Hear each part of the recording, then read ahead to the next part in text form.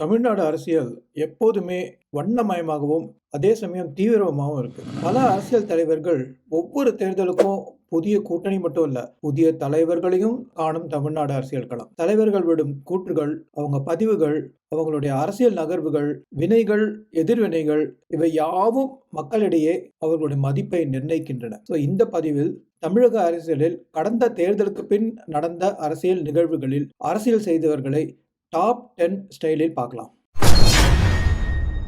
ஒரு கட்சியில் பிளவு ஏற்படும் பொழுது மற்றவர்கள் இப்படி கூட இந்த கட்சியில் நடக்குமா, அதுவும் தந்தைக்கும் மகனுக்குமா, இது என்ன கௌரவம் திரைப்படம் போல ஆகிவிட்டதே என்ற அளவிற்கு அனைவரது கவனத்தையும் ஈர்த்து குடும்ப அரசியல் செய்தது. பிறகு தானே கட்சியின் தலைவர் என்றது, தான் அரசியல் கழித்து வந்த தன் மகனையே தலைமை பண்புக்கு தகுதியற்றவர் என்றது, அவரை கட்சியை விட்டு நீக்கியது. நான் சொல்றதுதான் கேட்கணும், நான் ஆரம்பிச்ச கட்சி, நான் என்ன சொல்றேனோ அதுதான் செய்யணும் எல்லாரும். அப்படி விருப்பம் இல்லாதவர்கள் விலகிக் கொள்ளுங்கள்.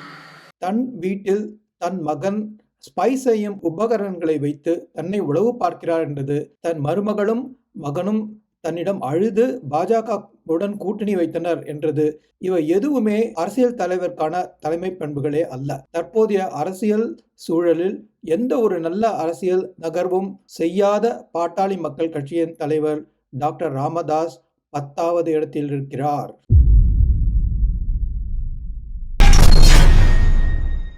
இவர் தமிழ் பட திரையுலகில் தவிர்க்க முடியாத சக்தியாக சில வருடங்களாக உருவானார். குறிப்பாக திமுக ஆட்சி பொறுப்பேற்ற பிறகு இவர் சனாதன எதிர்ப்பு கூட்டத்தில் பங்கு பெற்று உணர்ச்சி வசப்பட்டு பேசக்கூடாததையெல்லாம் பேசினார். பிறகு அதே விஷயத்தில் அமைதி அடைந்து அவ்வப்போது சமயம் கிடைக்கும் நேரத்தில் தன்னை ஒன்றும் செய்ய முடியாது என்று சொல்லிக் கொள்கிறார்.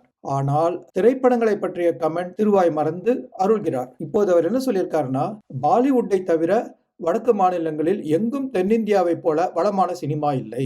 இது அரசியலா இல்லாடி திரைப்பட கருத்தா என்று தெரியவில்லை. அவர் அரசியல்வாதி, இப்ப முழு நேர அரசியல்வாதியா இருக்க வேண்டியவர் அரசியல் சம்பந்தப்பட்ட கூற்றை கூறாமல் திரைப்படங்களை பற்றி இப்படி சொல்லியிருக்கிறார். இதை யாரை தூண்ட அவர் பேசினார்னு தெரியல. அவருடைய கருத்தை யாரும் சீரியஸா எடுத்துட்ட மாதிரியும் தெரியல. எதிர்வினையும் ஆற்றல. ஆனால் உதயநிதியோ அரசியலில் எதுவும் செய்யாமல் இன்னும் சனாதன எதிர்ப்பு, வடக்கு தெற்கு தெருவுலகம் என்று வழங்குகிறார். இவரால் எதிர்கால போட்டியாளர்களான விஜய்யோ அண்ணாமலையோ சமாளிக்க முடியுமா என்பது சந்தேகம்தான். இவர் இன்னும் தீவிரமான அரசியல் இறங்குற வரைக்கும் இவருடைய கணிப்பு நம்மளுடைய டாப் லிஸ்டில் இவர் 9வது தான். அந்த 9வது இடத்துக்கு உரியவர் தமிழக துணை முதல்வர் திரு உதயநிதி ஸ்டாலின்.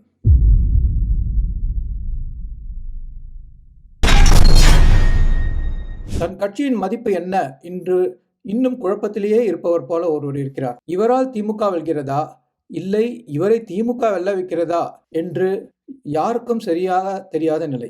யாருமே எதிர்பாராத விதத்தில் லாட்ரி மார்டினின் மருமகன் ஆதவ் அர்ஜுனனை கட்சியில் சேர்த்து அவரின் பொருளாதார ஆதரவிற்காக அவருக்கு துணைத் தலைவர் பதவியும் கொடுத்து, அதே ஆதவ் விசிகவிற்கு ஆட்சியில் பங்கு வேண்டும், திருமாவிற்கு ஏன் துணை முதலமைச்சர் பதவி கொடுக்கலாகாது என்று கேட்டு அவர் அரசியலை கலக்கிய போது அதை அவருடைய கருத்து என்று ஒதுக்கி வைத்தது. அம்பேத்கர் புத்தக வெளியீட்டு விழாவிற்கு விஜய் வருகிறார் என்ற காரணத்தால் தவிர்த்தது. வேங்கை வயல் கொடுமைக்கு சரியாக எதிர்வினை செய்யாதது. தற்போது விஜய் பின்னால் நிற்பது RSS, ஆனால் பாதுகாப்பது திமுக என குழப்படி செய்வது என அரசியலில் சறுக்குகிறார் திருமாவளவன்.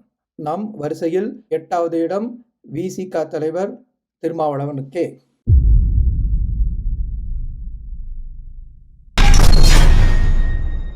ஒரு கட்சி தூங்கிக் கொண்டிருந்த நிலையிலிருந்து வெகுண்டு எழுந்து அசுர வளர்ச்சி காண்கிறது. அதன் அசுர வளர்ச்சியை கண்டு எதிர்கட்சி அனைத்தும் சற்றே மிரளுகின்றன. ஆளும் கட்சியை தாக்குவதிலும் முன்னிலை பெறுகிறது.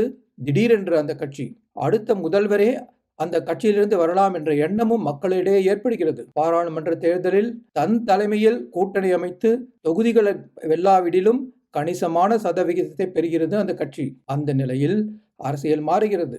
ஓடிச் சென்ற கட்சி ஒட்டிக்கொள்கிறது. வேகமான அரசியல் தலைவருக்கு பதில் விவேகமான அரசியல் தலைவர் தேவை என்று கட்சி தலைமை முடிவு செய்து தலைவரை மாற்றுகிறது. அந்த தலைவர் கூட்டணிக்காக அதிக பாடுபடுகிறார். ஏனென்றால் 2026 தேர்தல் எங்களுக்கு முக்கியமே இல்லை என்று சொன்னவர் அவர். அது போதும். மக்களிடத்தில் அதுவரை பெற்ற செல்வாக்கை அந்த கட்சி இழக்கிறது. விமர்சனத்துக்குள்ளாகிறார். கூட்டணியிலிருந்து வேறு விலகும் தலைவர் ஒருவர் தான் விலகுவதற்கே அந்த புதிய தலைவர் தான் காரணம் என்கிறார். அடிக்கடி டெல்லி செல்கிறார், வருகிறார். மேலும் கூட்டணியின் கட்சியின் தலைவரை புகழ்கிறார், தன் கட்சியின் புகழை பாடாமல். பாஜகவின் தமிழ் மாநில தலைவர் நயினா நாகேந்திரன் 7ஆம் இடம்.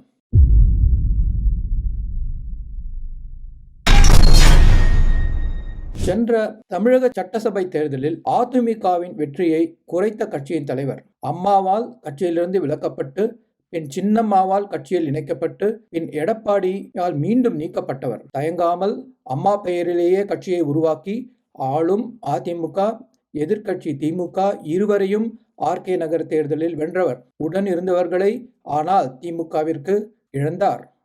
அதில் தயங்காமல் தன் கட்சியை வளர்த்து பாராளுமன்ற தேர்தலில் பாஜகவுடன் கூட்டணி வைத்து அண்ணாமலையின் நட்பை பெற்றார். தேசிய சிந்தனையை வெளிப்படுத்தினார். ஒருவேளை அவர் அதிமுகவின் தலைவராக இருந்திருந்தால் பாஜக அதிமுக கூட்டணி இன்னும் சிறப்பாக இருந்திருக்குமோ என்றே நினைக்க வைத்தார். இன்று மீண்டும் தனியாக நின்றாலும் திமுக அதிமுக தவிர வேறு யார் வேண்டுமானாலும் இணையலாம் என்று நட்பிற்காக காத்திருப்பவர் டிடிவி தினகரன். அரசியல் துணிவிலும் அவருடைய நிலைப்பாட்டாலும் நம் வரிசையில் 6ஆம் இடத்துக்கு வருகிறார்.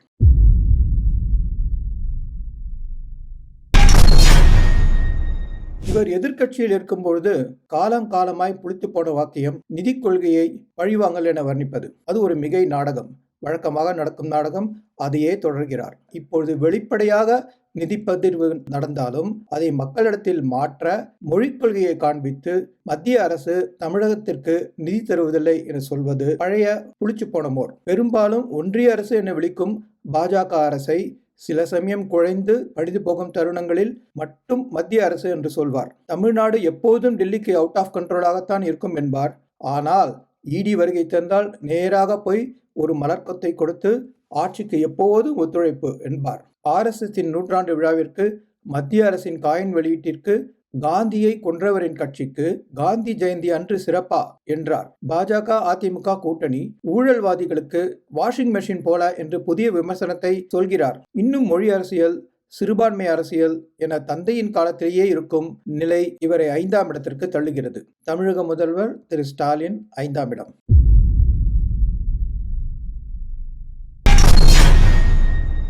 மிகப்பெரிய திரை நட்சத்திரம். அதுவும் வெற்றியை தன் பெயரிலேயே வைத்திருக்கிறார். வெற்றியை ஈட்டும் தளபதி. அவர் தந்தை சொன்ன நேரத்தில் வராமல் இருந்தவர். ஜெயலலிதாவும் கலைஞரும் மறைந்த பிறகு, ரஜினியும் விலகிய பிறகு அரசியலுக்கு வருகிறார். சரியான நகர்வுதான். ஆனால் சித்தாந்தத்தில் குழப்பம். தெரிந்த தலைவர்களை எல்லாம் வழிகாட்டியாக குறிப்பிட்டு முதல் மாநாடு சிறப்பாக நடத்துகிறார். அப்பொழுது புருவத்தை உயர்த்த வைக்கிறார். இவருக்கு ஒரு கணிசமான ஓட்டு வந்து சேரும் என பேச வைத்தது வரை இவருக்கு நிச்சயம் வெற்றி. எதிர்பார்ப்புடன் ஆர்வத்தை வளர்த்து கொண்ட நடிகர் ஏனோ பேச்சு திறமையை வளர்த்து கொள்ளவில்லை. பார்த்து படிக்கும் அரசியல்வாதிகளின் வரிசையில் இணைகிறார். மத்திய அரசை எதிர்ப்பதா, மாநில அரசை எதிர்ப்பதா என தெளிவில்லாமல் இருவரையும் எதிர்ப்பு என்ற கத்தியையே மழுங்கடிக்கிறார். வரும் கூட்டம் அரசியல் மாற்றத்தை எதிர்பார்த்தா, இல்லை தங்கள் கண்கவர் நடிகர் எப்படி இருக்கிறார் என்பதை பார்ப்பதற்காக என்று புரியாத அளவிற்கு கூட்டம். அதிலும் சிறு வயது இளைஞர்கள் மிக வேகமாக வருகிறார்கள். கூட்டத்தை கட்டுப்படுத்த முடியாமல் உயிர் பலியும் நேர்கிறது. அது ஒரு சர்க்கல். அதன் பிறகு அதற்கு பொறுப்பேற்பதா வேண்டாமா என்ற குழப்பத்தில் தெளிவில்லாத விளக்கம். எதிர்பார்த்தது போலவே இப்போது ஆதரவை நாடி வடதிசையில் பார்வை போகிறதோ என்ற அளவிற்கு அரசியல் நகர்வுகள். நம் வரிசையில் 4ஆம் இடத்தை பிடிப்பவர் தளபதி விஜய்.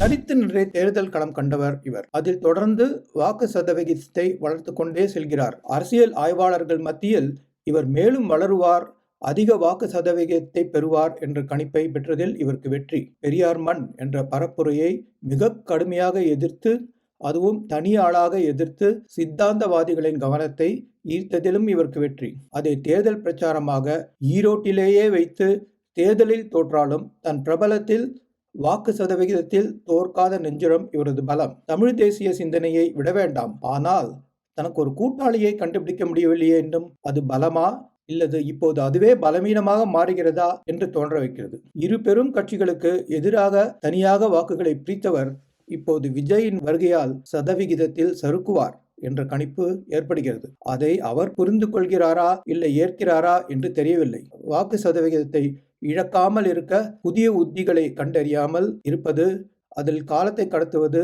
இதெல்லாம் அவருக்கு எந்த விதத்தில் பலனை அளிக்கும் என்று தெரியவில்லை. நம் வரிசையில் 3வது இடம் நாம் தமிழர் தலைவர் சீமானுக்கு.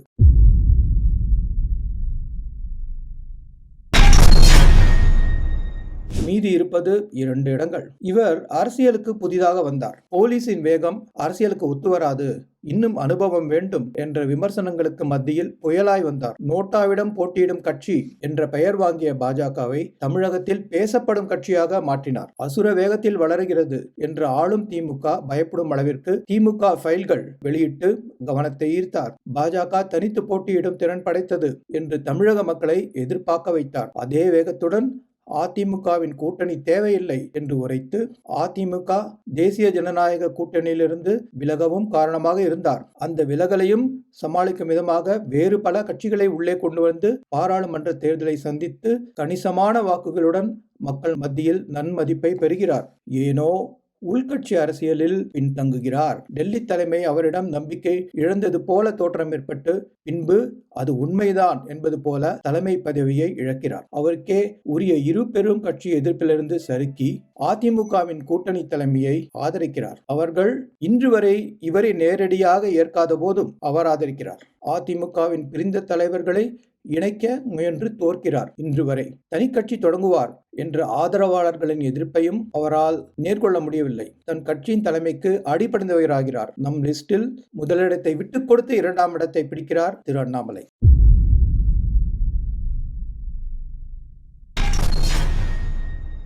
தன் கொள்கையில் தான் பிடித்த தலைமையை யாருக்கும் விட்டுக் கொடுக்காத நிலைமையில் உட்கட்சி அரசியலை ஊதி தள்ளியதில் வெளிக்கட்சி அரசியலை பாராளுமன்ற தேர்தலுக்கு ஒரு விதமாக, அதே சமயம் சட்டசபை தேர்தலுக்கு வேறு விதமாக சமாளிக்க தெரிந்த நிலையில் தனித்து விடப்படுவோமோ என்ற நிலையில் தன் அரசியல் நகர்வுகளை தனக்கு சாதகமாக திருப்பிக் கொள்வதிலும் தன்னை தற்குறி என்று அழைத்த பாஜக தலைவரை மாற்ற வைத்ததிலும் தன் கீழ் தன் கட்சி செயலாளர் போல வேலை செய்யும் நயினாரை பாஜகவின் தலைவராக்கியதும் மோடியின் படத்தை ஈரோட்டு தேர்தலில் தவிர்த்து பின் அதே மோடியை தனக்கு தேவைப்படும் நேரத்தில் அருகிலிருந்து மாலை போட்டுக் கொண்டது, இவையெல்லாம் ஒரு விதமான அரசியல் சாணக்கியத்தனம். இன்றைய அரசியல் சூழலில் தான் நினைத்தது போல சூழலை மாற்ற வைப்பதிலும் போட்டியில் தன்னுடைய இடத்தை உறுதி செய்வதிலும் தவிர்க்க முடியாத போட்டியாளராக தன்னை முன்னிறுத்திக் கொள்வதிலும் தன்னை வெளிப்படையாக எதிர்த்த அண்ணாமலையை அமைதிப்படுத்தியதிலும் இவருக்கே வெற்றி. நம் வரிசையில் அரசியல் நிகழ்வுகள், அரசியல் பதிவுகள், அரசியல்